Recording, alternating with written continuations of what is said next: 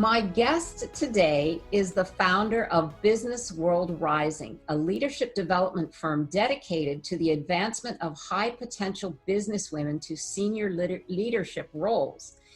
Helping women ramp up their leadership game has been the most fulfilling aspect of her career. She is a sought-after keynote speaker, a symposium producer, as well as an award-winning author of The Wow Factor Workplace: How to Create a Best Place to Work Culture, and Heartfelt Leadership, which is her second book, How to Capture the Top Spot and Keep on Soaring. And currently, she is working on her third book, Women on Top: What's Keeping You from Executive Leadership.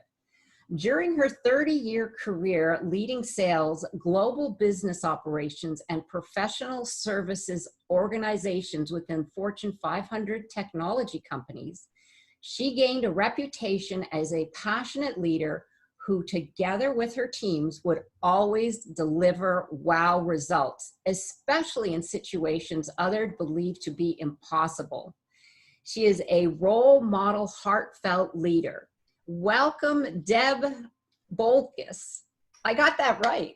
Yes, you did. Thank you, Jane. I'm delighted to be here today. Thank you for the invitation. We're delighted to have you. And oh my gosh, I have a little bit of information here that I want to share with some more information that I want to share with our audience, because you are a woman with amazing talents. I have to say, it just goes on. I'm going to say here that Deb, you began a postgraduate career in high tech, attended UCLA as a math computer science major, and earned an Associate of Arts degree in fashion design from the Fashion Institute of Design Merchandising in Los Angeles, going on to design swim and sportswear for apparel brands, including private label for Nordstrom's. Wow. Now, if that wasn't enough, you earned your Bachelor's of Science degree in Business Administration and an MBA in Management Information Systems from the University of Rhode Island. Okay, now I'm just exhausted thinking of all of those. That is magnificent. So here's my first question for you. What were the key triggers that shifted you from fashion to a top performer in Fortune 500 companies, and then to entrepreneur and award-winning author? And now I know that could be a lifetime story, but we'll maybe just condense it to the personal sweet spots that you loved and moved into those different areas of your life. Sure. So very quickly, I started at UCLA as a math computer science major, mainly because I was good in math in high school. I took calculus. To me, that was all a piece of cake. I just breezed through it, and I thought, well, okay, I'll just go do that for my undergraduate degree. And interestingly, on my first day of my physics class as a freshman, I walked into this huge theater. There were 650 students in the room. I was a brand new freshman. I didn't see another woman in the room, not one. Wow. Now, I'm sure there must have been one somewhere. You. But I didn't see any. The room was so big I could hardly even see the blackboard back in the days when we had blackboards. After a while, I decided to change it up a bit and go into fashion design and do something that I thought would be really fun. At the time, I didn't really know what I would do with a math degree. I didn't want to be a PhD. I didn't want to be a professor. So I got a fashion degree. I loved the fashion business. My favorite thing was designing for wealthy women and doing design specifically for them. And then I decided, and I went to work for a couple of different companies, as you mentioned. And through that, I decided I really wanted to run a company. And I thought, I don't know that I have the business background to run a fashion company. So I went back to school, got my undergraduate, and got my MBA. So I was then ready to go to work, running a company. And interestingly, my father was going to set me up in business back east. And I was from California originally, went back east to go to school, and my dad was going to set me up there, and my husband just wasn't going to have anything to do with following me around being a fashion designer. So, okay. So he wanted to go back to Southern California. We went back, and I ended up taking a job with the phone company, which became AT&T. While I was in grad school, I worked at Raytheon Missile Systems Division. Talk about breadth. I was in the IT organization in programming at Raytheon. So I started down this technology industry path. And then I ended up not going back into the fashion industry. I ended up going into technology.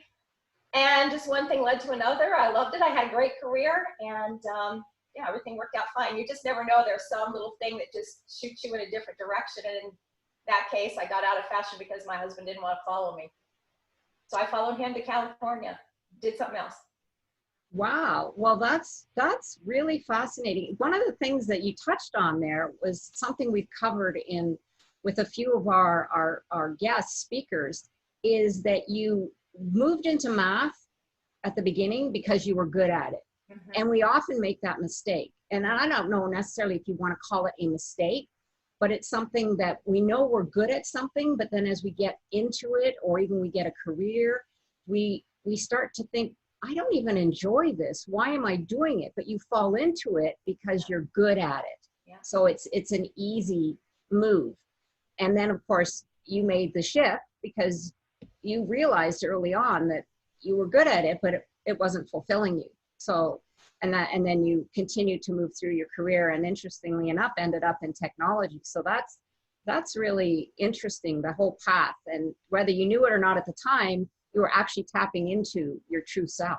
Yeah, absolutely. You know, the interesting thing was when I got into technology, I was always just driven to work with leading edge technologies. When I started with AT&T, I was working with Bell Laboratories.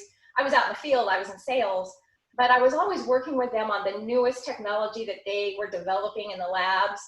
And so, you know, my interest as a fashion designer was creative. It was creating something new, solving new and different problems. And that's just what I have done my entire career, is designing new things. And after maybe 10 years in the Fortune 100 world, I created virtually every job and every organization I ever ran. Wow. That is the way you said that you moved into the creative field. So you found a niche for yourself within the business realm. Yep. And I was going to say that because the fashion spoke to your creativity, but you were able to transform that into the business world. So you really have some talent there to be able to see the opportunity and take advantage of it. So well, it's a great skill to have. And I found working in technology changes so fast. Yeah. You're constantly redesigning yourself. You're constantly having to migrate your skills and build new skills all the time to stay current. Fortunately, I thrive in those environments where it's constantly changing. So that just feeds me. And then helping other people do the same thing and helping them thrive in those environments. Understanding not everybody is like me. Not everybody wants to do the kinds of things that I do, but I have also found very creatively is finding what other people love to do and where their passions are and how I can help them do those things. And it's almost like helping people become who they really want to be. And I find that just also terribly fulfilling. Yeah, I was going to ask you, given that you had that burning passion within you, was there a difficult time when you made that decision to take a leap into entrepreneurship? Did you wrestle with that at all, or was it an easy transition for you, given that you felt that you had found your calling in creativity? It was not an easy decision. I was at a point in my career where about 5 years before I actually made the move, I became very, I don't know the right word, concerned, just surprised that I was often the only woman in the room when I was meeting with C-level executives with my clients. Strangely enough, in the companies that I worked for, I never felt that anything was holding me back. The only thing that held me back at all was my own decision. Like when my husband said, I'm not following you. Okay, I'll follow you. I'll do something different. So I would make those decisions, but I never felt that I was held back by anything. Yet, at one point in my career, I was traveling around a lot across North America, Canada, US, Mexico, and I was dealing with CEOs and VPs of manufacturing and engineering. And because I was so often the only woman in the room, after so many meetings like that, you just start wondering, what's going on here? Because I haven't worked in companies where women couldn't be at the top, or at least in the C-suite, if not the CEO. And I felt where I had been, it was just a matter of time before women became the CEOs. I mean, my goodness, IBM has had a female CEO for the last several years. She just stepped down. She's now the chairman of the board. But I was surprised at how many companies I was meeting with, and women were not in the senior ranks. Women, if they made it to senior level, were not in P&L responsible positions. You know, maybe they were VP of HR or VP of marketing, but not having P&L responsibility, which is, you really need to have that if you're going to run a company. So it was almost planting the seed, because you were noticing this discrepancy or this lack of diversity, I guess. And I'm hearing that was something that was bothering you, and also wondering, did you wonder if it may be women? Because you said you were never afraid. The only reason that opportunities would come up, and it was only because of your decision that you didn't take them. Did you wonder if it was women, or were you wondering if it was the corporate world, or that's sort of what led you to becoming an entrepreneur then? Yeah, really, that is truly what led me to be there. I had been in the business world for 25, 30 years when I finally decided, okay, I have to know, I have to do something. And I think it's time for me to make a shift, and I want to figure out this problem and see if there's something I can do about it. And interestingly, I was in Southern California at the time. And as I was starting this business, I was talking to venture capitalists about seed money and blah, blah, blah. And the first question they ask you is, what's your exit strategy? How are you getting out of this business? And I'm like, I am just starting this business. But they want to know, how are they going to get their money back? And so what is my exit strategy? How am I going to grow and churn this and flip it and do something else? And I thought, no, this is not one of those flipping businesses. I will consider myself successful when I can do myself out of business, because there's no need for me to help get women to the top anymore. Well, that didn't fly with venture capitalists at all. That is not what they are looking for. That is so interesting. That is incredible insight. Wow. So the men in general were looking for the payback, the exit. They really didn't care. I mean, this is what I'm hearing anyway, and it might not be the case in every situation, but they weren't concerned about the growth or what you were providing or what you were serving. You know, they wanted to know what their exit strategy was, or your exit strategy, and what the bottom line was going to be. Yeah, I mean, basically, but that was the nature of who I was talking to about getting seed money. I mean, venture capitalists put money into a business, and they want to know, okay, if I put this much in, I'm going to get that much out, and it's not going to be very long before I get my money back. So how are you going to pay me back? And tenfold, not just 2 or 3-fold, tenfold. Tenfold, yes. So yeah, that was a great learning experience for me as well. I was really happy to have the opportunity to go through that and learn that. But I was at a point in my life where I wanted to do something completely different, and I wanted to give back. I wanted to make a difference. And that's why I started the business that I did, and I did it on my own. Good for you. Wow. Well, you're a lady that I could see that you would do it on your own. There's nothing going to stop Deb. Look at Well, I shouldn't say I did it totally on my own. When I started, originally my company was called Businesswomen Rising. Okay. Today it's Business World Rising. But when we started, it was Businesswomen Rising. And I started with 3 other women who were senior leaders in their companies.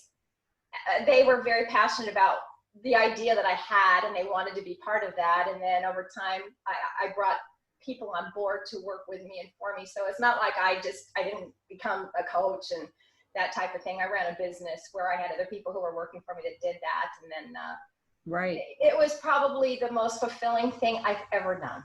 Yeah. And I loved every day of my career, my whole life, but that was the best thing. And I'm still working on it. And I'm very excited to be writing this book that I'm writing right now, because this is really the culmination of what I've been trying to accomplish. Well, I'm sure it's going to be another award-winning book. But so that leads me to my next question, in fact, because we were talking about different ways that we can inspire others and how fulfilling it was for you. You say, or how fulfilling it is for you. And you say that perfecting your leadership skills was due in part to tremendous role models. So I'm curious, did you have mentors or role models along your journey? I did. And you know, it's interesting, when I went to MBA school, one of the things I learned in MBA school was, when you get out in the real world, out in the corporate world, you need to look for mentors and sponsors. And so as soon as I had that first job out in a Fortune 100 company, that was one of the first things I did, was start looking for, are there other women at mid-level, senior level? Here I am starting at entry level. So I started looking for women who were at least at mid-level. And in fact, I was just writing it today in a chapter in the book, this particular story. And this one of the few women who was there at mid-level management at the time was someone I did not want to be like her. Once I got to know her, I thought, I don't want to be like her, and I'm not sure I want her mentoring me. And so after that, for the most part, not always, but for the most part, most of my mentors and sponsors have been men.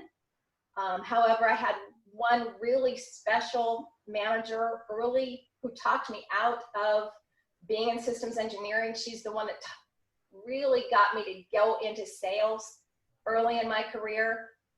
And I mean, I thank God for her, because she changed the trajectory of where I was heading in the business world.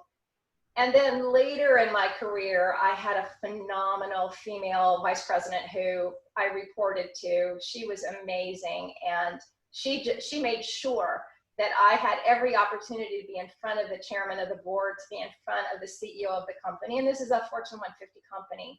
And if you don't have people like that who are helping you, watching for you, of course, you've got to help yourself. You've got to give them a reason to want to do that, because they're putting their own careers on the line to put you out there and be your sponsor. It's a two-way street, but it is so vitally important to find people who will coach you, mentor you, tell you when you're not living up to it, or tell you, hey, you know, you need to tweak something. You really need to kind of change something. But it can make or break you. And I think even in the business world is the same way. Oh, yes. As an entrepreneur. So I'm curious, I know you're a real go-getter, and you said that the minute you came out of MBA, you reached out to find mentors, sponsors. For someone who is a little more introverted, how did you do that? Did you, during that time, you probably made phone calls, but how would you recommend that someone go looking for a mentor? You know, I would meet with people, or if I would have a question, I would just say, hey, can I have coffee with you? Or could I meet you at your office at like 10 o'clock in the morning? I've got some questions, and I'm new. I mean, it's always great when you're new, because people are always happy to talk to you. Right. And so, yeah, I was never really a shy person. You've got to do something like that. You've got to step up. But, you know, there's somebody else who entered my life after I left the corporate world, and while I was just getting into the entrepreneurial world. And she actually worked for a company that was a human resources staffing kind of a company. But she had this wonderful thing that she taught me. As brave as I am, and as easy it is for me to go and talk to people and ask them questions, I have never really relished the thought of going to networking things where you don't know anybody, you're just walking into the room.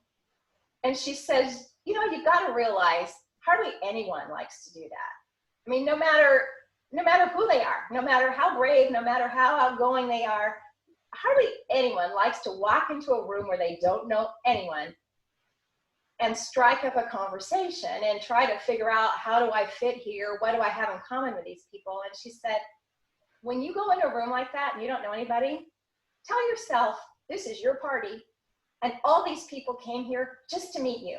Oh, wow. I love that. And you need to welcome them and say, I am so glad you're here. I'm dying to know what brought you here today. That is a great lesson. I love that. This is my party and everyone's here to see me. Boy, does that ever shift your perspective. Absolutely. It's like, you know, you have this staff and they brought all these people in just to meet you and they're here. So if you can just put that in your head and act accordingly, I can't tell you how much people will appreciate you. And then they're your friends for life. Then they're giving you their business card. Then they want to have coffee with you later. They want to know you. You're easy to know. Yeah, It that's was great. probably some of the best advice I ever had in my life. That's going to be one of our takeaways for sure. At least it's my takeaway. I just love that perspective. I mean, it's a mind shift. You totally go in and I would feel happy. It's my party. You know, that's wonderful advice. Thank you for sharing. So on the same subject, what does a mentor or a role model's value stem from? I'm thinking more along the lines of, you know, they've been there, done that. They've made mistakes, so maybe they can help you not make the same mistakes, that sort of thing. Yeah, and hopefully a mentor is not going to tell you what to do, but hopefully they have experienced some of the things you might be going through. The thing you need to realize is what you're going through is unique. It's never happened before. In this situation, with this set of people, with you in it. So no matter how somebody else has handled something that may be similar, it isn't the same. And so even as the mentor, you can't tell people, oh, I know here's what you need to do. You need to go blah, blah, blah, blah, blah. But you can say, hey, you know, when something like that happened to me, you know, and here were the similarities of the situation. Here was what was different. Here's what I did, and here's what worked, and here's what didn't. So let's think about your situation and let's talk through that. How might that apply to you, and how might you go forward with that? And then kind of talk through that. And, you know, forcing the individual to think it through and say, well, what if, and, you know, kind of role play a little bit. That's what my mentors did for me. And they did role playing. That's interesting. That's what I try to do with people that I mentor, and it seems to work fairly well. Yeah, because you said that you're not there to tell them what to do. You just guide them, so to speak. But the role playing is really interesting because that way we can sort of experience. It puts an experiential twist on what it is maybe that you need to do and fall into. Yeah, and sometimes we play devil's advocate. You know, the mentor might play the role of the individual if they have to have a difficult conversation with someone, for example. Right. And that philosophy would be huge for an entrepreneur starting a new business, you know, building their team, going out and finding what supplies they need if they're doing, you know, a product. Even if you're doing a service, where do you need to be visible, especially today because there's so many marketing tools. Yeah. So mentorship is really high on the ladder of succeeding. And like you said, you went out immediately and found sponsors and mentors. So don't be afraid to do that, basically. No, absolutely. And, you know, I even used to tell folks that reported to me when I was in the corporate world, I told people always be interviewing. Once you start playing this, it's my party thing, it gets a whole lot easier. When you want to learn something, maybe you want to learn something about an industry that you're not really familiar with, or learn something about the companies that are in this business. Look for people who are in that industry, and if you know somebody that knows that individual, ask that person who might be able to connect you and say, you know, I'd really like to talk to John Smith over at XYZ company. I'd like to pick his brain. I'd like to learn more about the industry. And if you can have them make an introduction for you, say something good about you, then you're much more likely to have John Smith talk to you because you've been recommended. Yeah. And then you're not asking for a job. You're just saying, I want to learn more. And I know you've been in this industry for a long time. I hear you're one of the most knowledgeable people in the industry. Well, they love to hear that. You know, anytime somebody tells you, hey, you're so knowledgeable. Yeah. They're willing to talk to you, and you can learn so much. And so, but I would even tell people that reported to me in my own company, always be interviewing, go out and talk to people, have informational interviews in our industry and other industries, and just open your mind. You'll learn new things you can bring back in. Well, right. I mean, it's interesting because curiosity is one of the major, I guess it is not tools, but one of the major things that is part of creativity, curiosity. And so go forward with a sense of curiosity, because that's what I hear you're saying. Yeah. And don't be afraid to ask your friends or your family or your associates if there's someone they know that might be able to help you. So referrals are very important in business. And of course, that doesn't stop just at that level. It continues on through business and life. Absolutely. I love that you uncovered that sense of curiosity, because if we can go with a mindset of curiosity and just not expect certain things, we just go with it, like you said, an open mind, then the sky's the limit. Sky's Absolutely. the limit. I mean, it's Yeah. great if you've got people in your own family that you can go to, but it's really great to be able to talk to people beyond your family and get a Right. different perspective, because you've probably heard their perspective before, and you might even have your own self-limitations based on what you know they're going to think about me because they already know me. Exactly, exactly.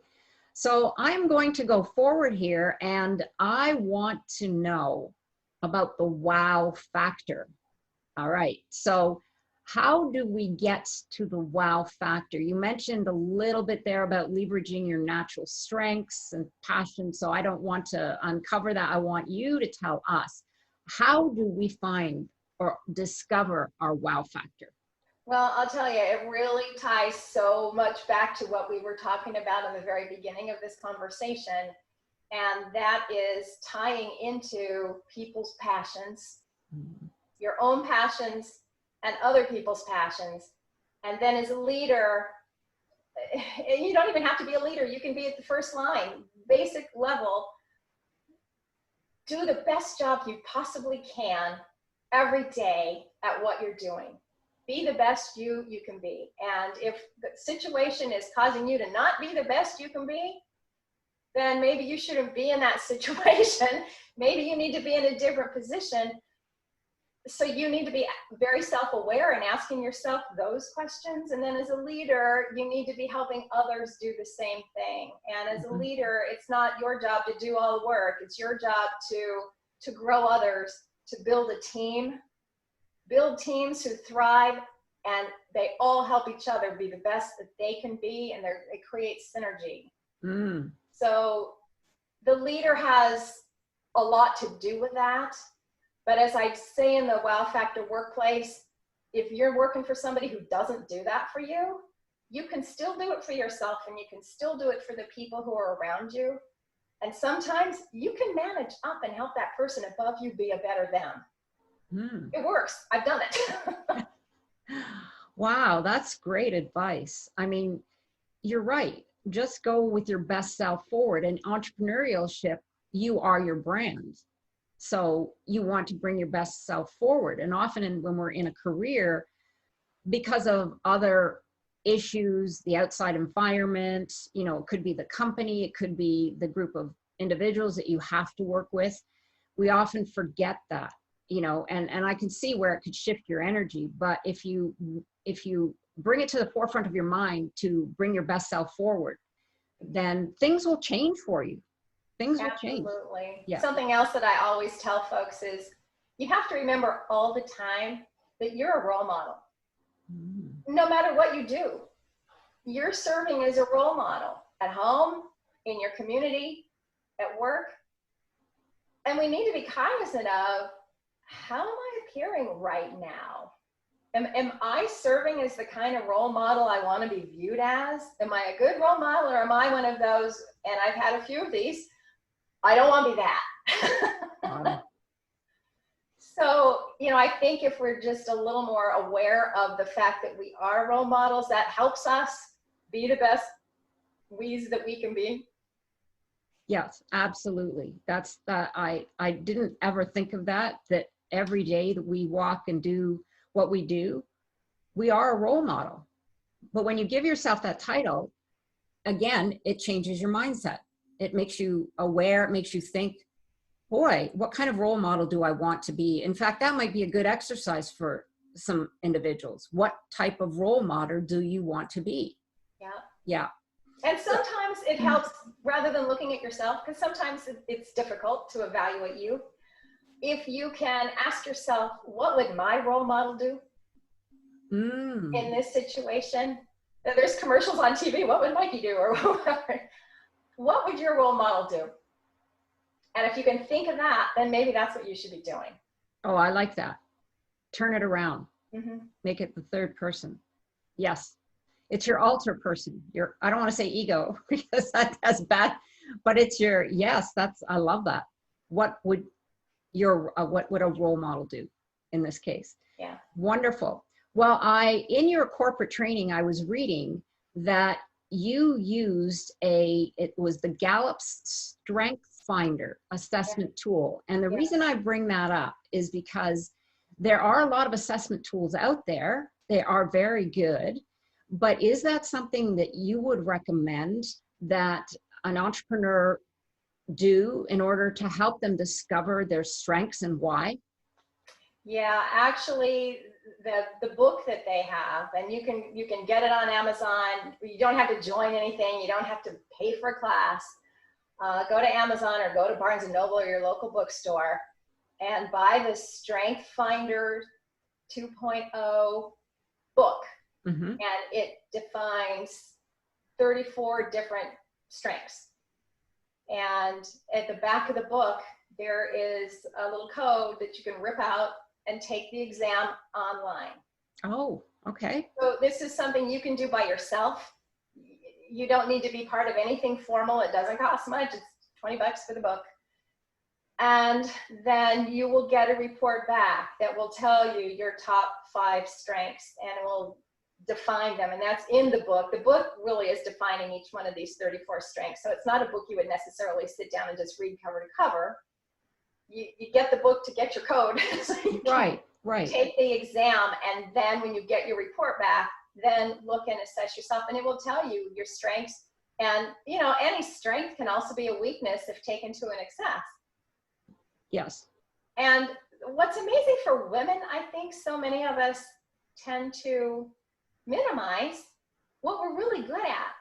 We have been so preconditioned to think that to be really good at something, you've got to work really hard at it, versus it's so natural to you, you don't even know you're doing it. It's just part of who you are. It's part of your core being. And when you can take that kind of a test and find out these are the things that you do really, really well, you probably do this, you don't even know you're doing this. Mm-hmm. And it also can tell you, and if taken to an excess, it can appear this way.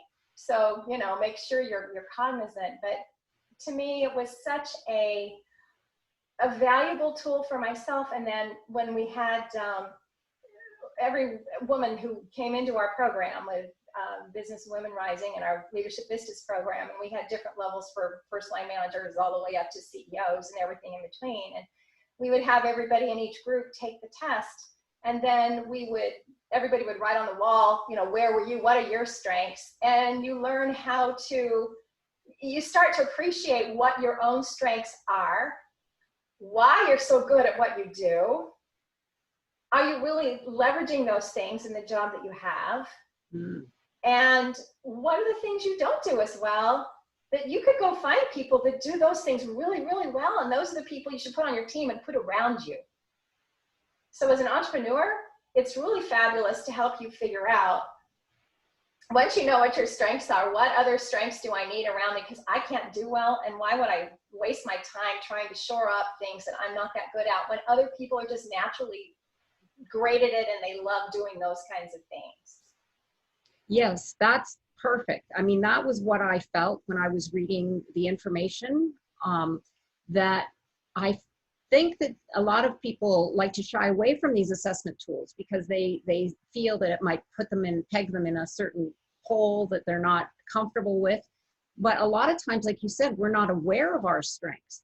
And when we're moving towards building a company, even starting a company, we might need those tools that help us break down who we are, and it'll help us on our journey.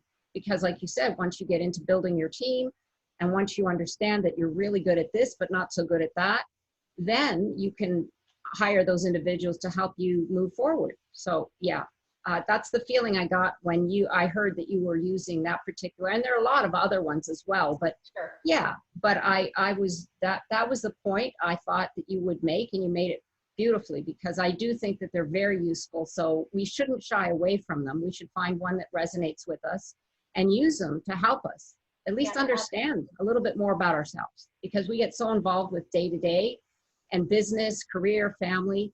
We never have time to sit down and go, what am I good at? Because like you said, we take it for granted. You know, we're just doing what we do, but we don't understand, well, we're doing that really well. You know, yeah, we tend to think of ourselves as, well, I'm really good at being an accountant, but it's not the same as I'm really good at how I relate to people, or I'm really good, the characteristics of who you are versus the job you do.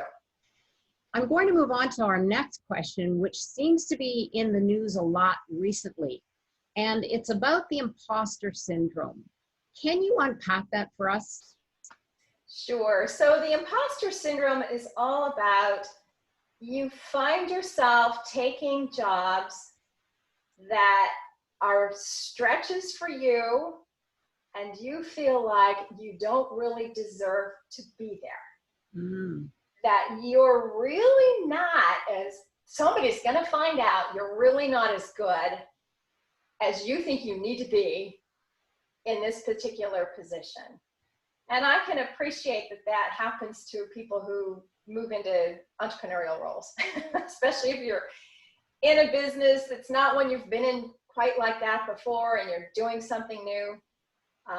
The imposter syndrome is really when, the interesting thing is you force yourself to do something more and more difficult, stretching yourself. So you're really actually going up the ladder. You're doing bigger and bigger things all the time, but the higher you go, the more you stretch yourself, the more concerned you get that you're going to be found out. And it's that lack of self-confidence in yourself that you deserve to be there that causes you to not enjoy doing it, versus if you can just step into it and go, you know, I'm as good as everybody else at this. Nobody could do this better than I can.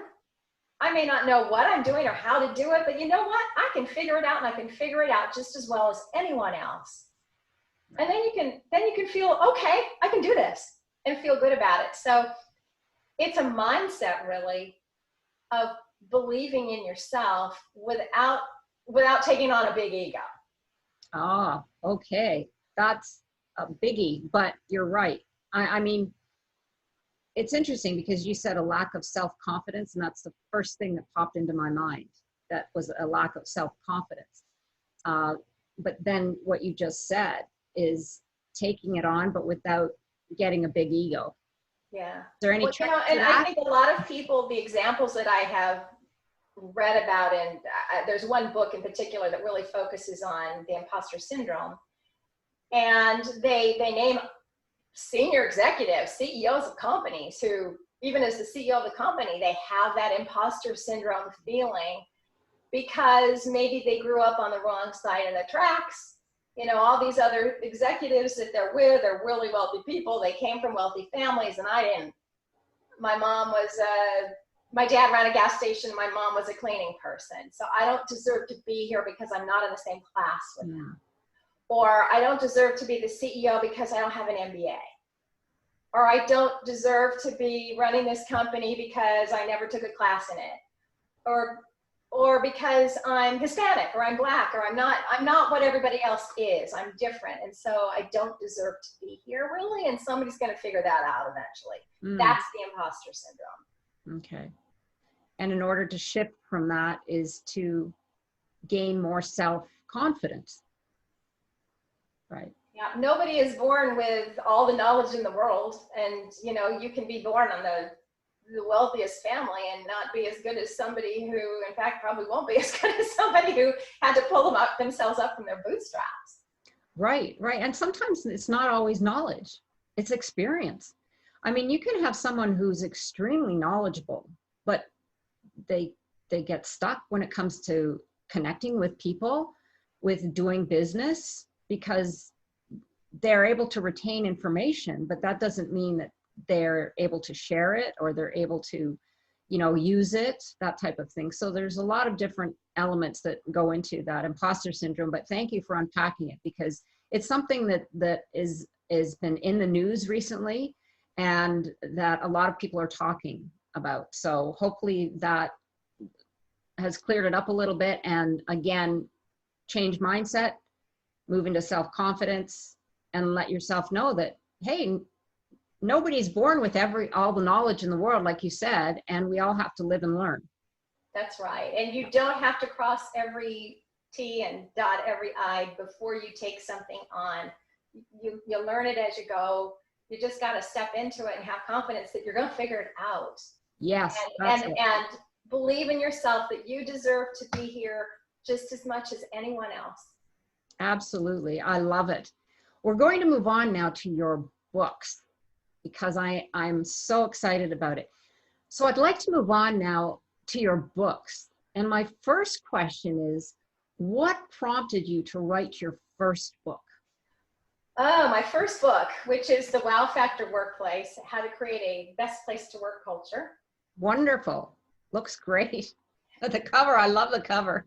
Thank you. Well, actually, this is, we could call it the prequel or the main book, and this is the sequel, or this is the main book and that's the prequel.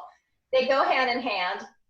And when you read them, you will find out that it truly is a series, although you can just read one and not the other, and you'll get out of that book what you should be getting out of that book. And it started out as being a book. I only intended to write one book, and what really started it was we were talking earlier about being your best self and helping other people do the same. Well, while I was still working in the corporate world, I was invited to come and sit on an executive panel for a technology association meeting with executives from all over the area. And the subject was on passion and engagement.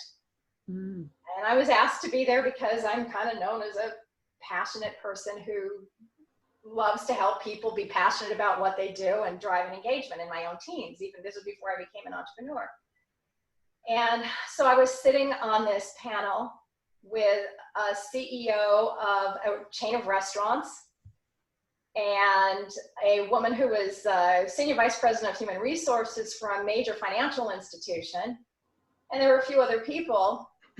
And I was very interested to hear what they were going to say about passion and engagement. And I was actually kind of surprised as I'm listening to them thinking, wow, I'm not hearing things that would make me passionate and engaged at their work, but you know, those are interesting stories that they're telling. And then I talked and everybody had their say. And then towards the end, they opened it up to the audience and they let the audience ask questions to key individuals on the panel. And this one gentleman stood up and he pointed to the CEO of the restaurant chain and he said, I understand what you're saying. I get it. I totally agree with what you said. And talked to the VP of HR. I totally get it. And then he pointed at me and he said, so they lead with their heads, you know, it's all business, it's data driven, we all get that. But he says, you lead from your heart. And I think we can, all of us who are here, know that there's no room for that in business. Whoa. Wow. I wasn't expecting that at all. I'm like totally engaged and listening to your story and boom. Wow. Well, exactly. And so that is exactly what I'm thinking sitting there saying, well, what do I say to that? Yeah. That's amazing. Did the room go silent or what happened? Yes. I mean, everybody was like dead silent. You could have heard a pin drop in there. And I said, well, you know, that's interesting that you say that, but this is a discussion on passion and engagement. And I said, unlike these other people on the panel, I have a sales background and I come from sales.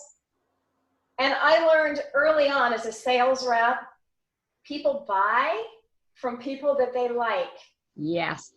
And people need to feel inspired and trust that you are going to help them and that they're going to have a successful outcome because of what you are doing with them and for them. And I said, it's not about manipulating the price. It's not about manipulating the numbers. I mean, you can lower your prices all day and some people are still not going to buy from you. And it's not about manipulating the person. No. Mm-hmm. I mean, it's about meeting people's needs and making them feel good about the decisions that they're making them feel like honored individuals. And when that passion is there on that end, the numbers will get made. They will figure out how they're going to justify that decision. And I said, leadership is absolutely the same thing. So if you don't understand that about driving passion and engagement, no matter what level you are, whether you're the CEO or a director or a non-manager, you need to understand passion and engagement is something you've got to be able to touch people's hearts. Now you got to use your head. It's not an either or proposition. You have to use your head to touch people's hearts. And it was that conversation, it was that panel discussion that actually made me so angry that people thought that. How can you have a great place to work if people aren't passionate about what they do? Your place will never be a great place to work if the people that are there aren't thrilled to be there and love every day. And in fact, love it so much that they would do it for free if they just had some way to pay the bills. That is a great story, Deb. That is so heartfelt. And now I'm curious, after you told everyone how you felt and why you felt, did anyone respond? Oh, well, you could just hear everybody go, oh, good. So there was a little confusion. Now, you know, this was technology industry, so it's a lot of guys. There's not that many gals, and you know, guys just don't talk about touchy-feely, heartfelt stuff all that often. Yeah, but some do. I mean, I would be shocked if there wasn't at least a handful of men who got it. I mean, well, and particularly, you know, who gets it are, one, if they're men with daughters, they understand that. Yeah. But two, men who have been in the military, they absolutely know. The only leader you are going to follow is someone you know, you love, and you will do anything for them because they'll do anything for you, and they're going to support you under the worst of circumstances. Because you know they care. Yes. Yes, that's really, yeah, I could see that in the military. Yes, there's a famous quote by Theodore Roosevelt, which I love, and it goes, "People don't care how much you know until they know how much you care." Yeah, actually, it's Maya Angelou. You'll find it in the book. But it's absolutely true. You've got, people need to think and know in their heart that you care about them. Yes. Yes. And that whatever you say to them, it's because you've got their best interest at heart, in your own heart. Yeah. Well, I am so glad that propelled you to write your book. So there was a reason for that to happen. You know, when they say that there's always a reason for things, that was a reason, for a definite reason. If I hadn't been on that panel discussion, these books probably. Yeah. Yes. And now you're just cranking them out. Like, I know you love to write because we talked earlier and you're just like, I love this. But anyway, I don't want to segue into that. I just wanted to first ask you, after that marvelous story, if you could, in a couple of sentences, summarize your books so that we can tell the audience a little bit of the gems that are inside that. Sure. So the Wow Factor Workplace, which, as I said, this all started out as one book, and then I had to break it down. And what we did with the first one, the Wow Factor Workplace, I decided, based on that conversation I had on that panel discussion, and knowing how some people are a little hesitant to hear about heartfelt anything, that we'll start without saying that. Okay. We'll start talking about having a great place to work culture, a best place to work, because guys in particular are competitive. They like to compete, and we are, I mean, women are too, but guys in particular are competitive, and a lot of companies want to be winners of their official best place to work competitions on a city-by-city basis, and it's usually the Business Journal.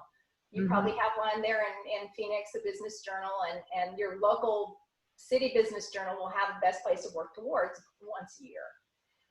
And so this is really about describing and defining what is a best place to work. Can you imagine what it's like to work in a place where people love it so much that they would never want to work for anybody else? They would never want to go anywhere. They would never even think about leaving. In fact, as I said earlier, if they had the money, they would work there for free. And I started with this because I thought there are an awful lot of people out there who don't like their jobs. Yeah. Don't love what they do. And they can't even imagine that there's any place anywhere that is a great place to work because they've never even seen one. So we take examples of companies that have won multiple best place to work awards year after year, and they're voted by their own staffs. And we found these leaders because the people who work for them said, you got to talk to my boss. I love our CEO. We love working here. And lo and behold, when you find those leaders, they're at the top of their industry and they stay at the top of their industry. They're the most profitable in their industry. Yes. So this is really the introduction to what is a great place to work and what are those characteristics and what are some of the things that you find in these places to work and what makes them that way. And then we take it a bit further with this book, with Heartfelt Leadership, and we really get into the challenging situations that you deal with, you're going to deal with as a leader at any level. You're going to have challenges. You're going to have difficult people, difficult situations you've got to deal with. And so this gets into some of the more difficult situations and how do you handle them in a way that people are comfortable having those conversations, and they're comfortable because they know you care about them and you're in it together. And together you're going to make this an even better place to work. So it's all about having a great place to work, and it's all about having great leaders and being a great leader, and what do you do to be the best leader that people can have. And one of the ways to be the best leader for anyone is to ask them, what does a great boss look like to you? What do I need to change to do that for you? So what if you were going to be your own boss? If you're going to be your own boss and you're going to be working by yourself without any staff, I'll tell you, these are still great books, and especially the Wow Factor Workplace, because you're not going to have a company very long if you don't have really happy customers. And it's happy employees, or you as a solopreneur, it's you being passionate about what you do and believing in what you do and believing in what you're doing for your customers, how much you can improve their life, and not selling, but telling them, I can help you. Here's your problem, and this is what we can do for you. That they're going to believe that and love buying your product no matter how much you charge. Right. So what I'm feeling from you, because I love it, your energy is just jumping off the Zoom screen, is if you believe in what you're doing, if you have passion for what you're doing in your heart, that will flow into the customers and they will feel that.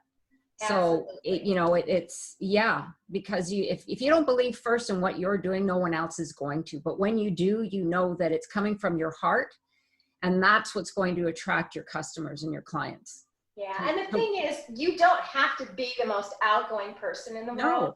No. And in fact, one of the executives that we interview in both of these books, and as he introduces himself, he says, I am shy.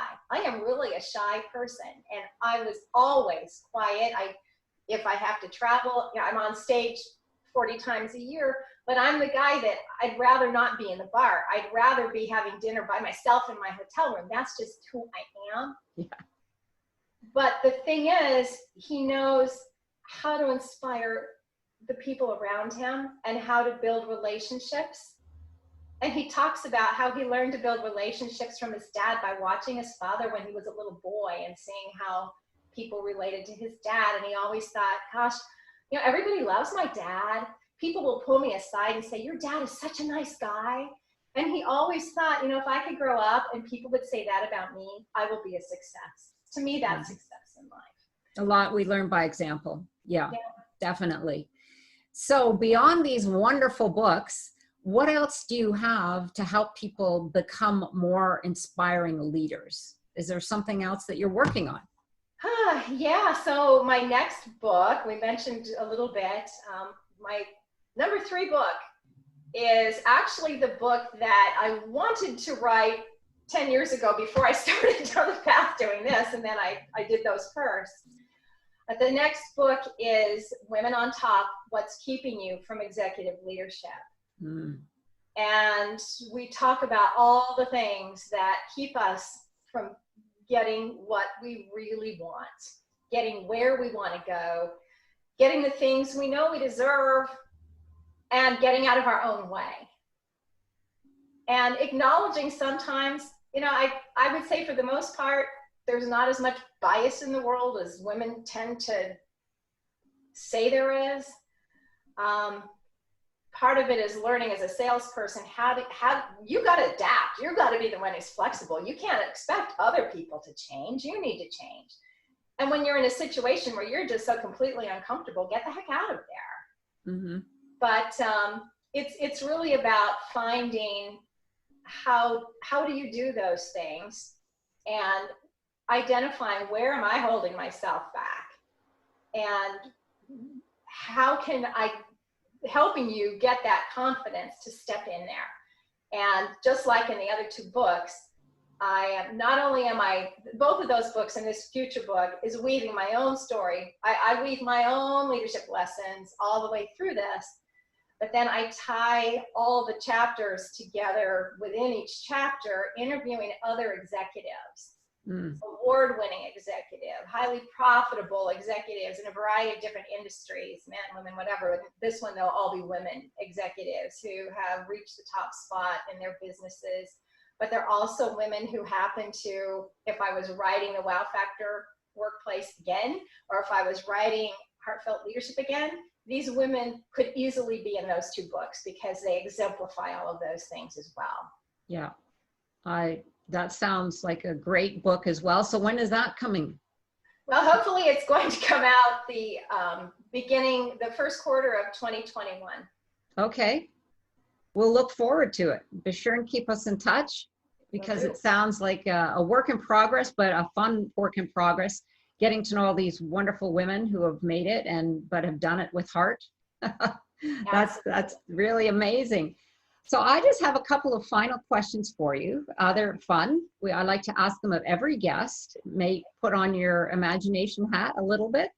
But here's the first. If your life were an epic story, what would the title be? Oh my goodness. What would the title be? How to Succeed Without Really Trying. That sounds great. I'd like to buy that book. It's already been written, so I'm stealing the title from something else, but I think, or maybe it was a movie or something years ago. Okay. That's kind of the whole part of what I'm writing about is how can you tap into the things that you really are, so you just are successful by being you. All right. Now, what name would you give your character in your epic story?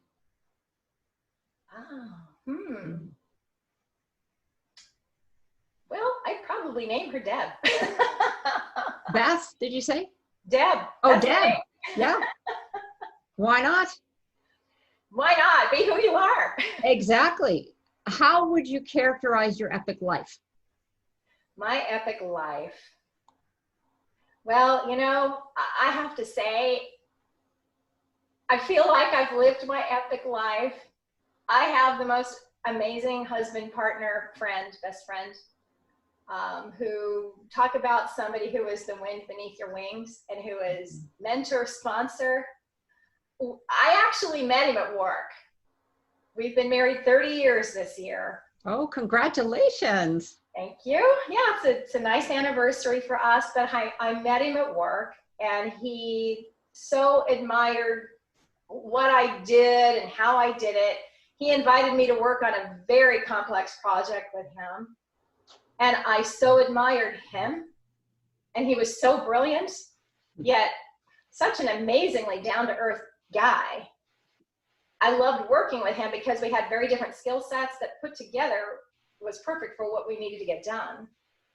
And I trusted no matter what he said he was going to do, it got done, and it got done beautifully, and I never had to worry about it. So I guess you've heard commercials on TV about I love the product so much I bought the company. Oh, so there you go. So we actually started working together, and then we became very good friends, and you know, one thing led to another, and we ended up getting married.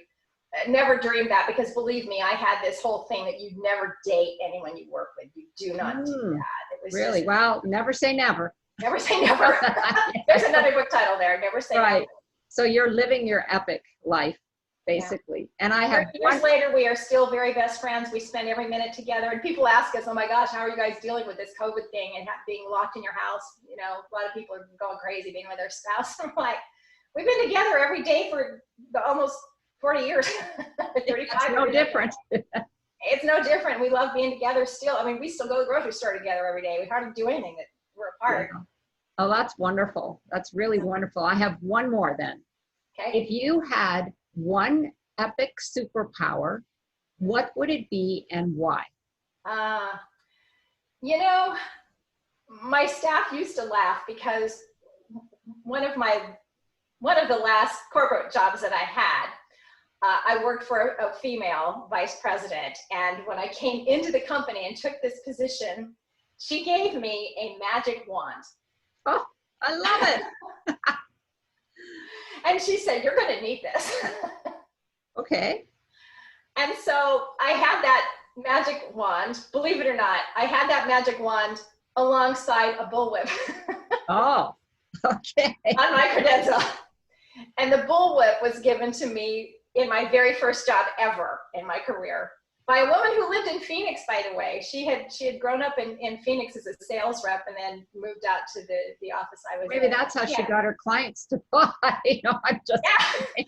Well, she said, you know, there's hardly that many women here, and you got to have this with you and let the guys know that you're not to be messed with.